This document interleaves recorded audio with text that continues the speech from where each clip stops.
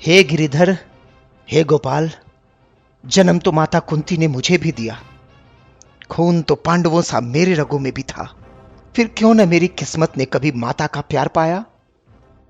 भले ही मैं पूरी जिंदगी अपने वर्ण से अनभिज्ञ रहा, 5 पांडवों में छठा मैं भी एक क्षत्रिय पांडव था।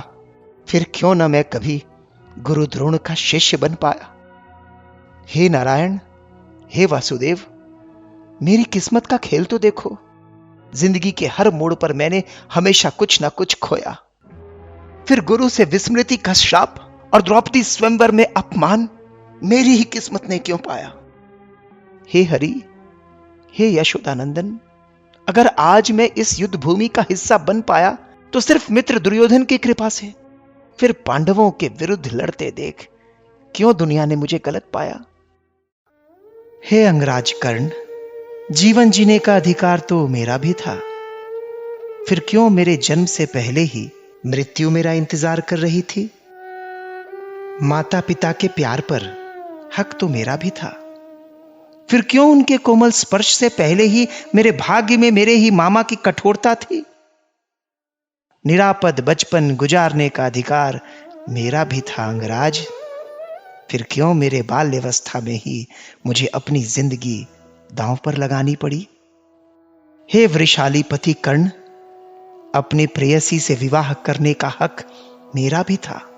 फिर क्यों मेरी प्रीत सच्ची होने पर भी मेरा प्रारब्ध मेरे इच्छा के विरुद्ध था।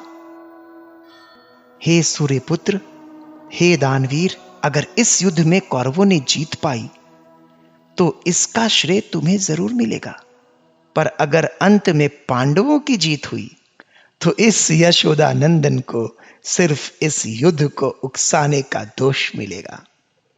हे श्रेष्ठ योद्धा, इस दुनिया में ऐसा कोई व्यक्ति नहीं जिसके जीवन में कठिनाइयों से भरी चुनौतियां नहीं।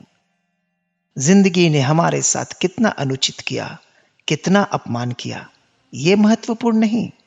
अगर कुछ महत्वपूर्ण है तो उस समय हमने उन परिस्थितियों पर कैसी प्रतिक्रिया दी, यह महत्वपूर्ण है। जीवन में यदि कुछ सत्य है तो वो है धर्म। जिंदगी भले जितनी भी कठोर हो, हमें हमेशा धर्म पर ही चलना चाहिए, हमेशा धर्म पर ही चलना चाहिए।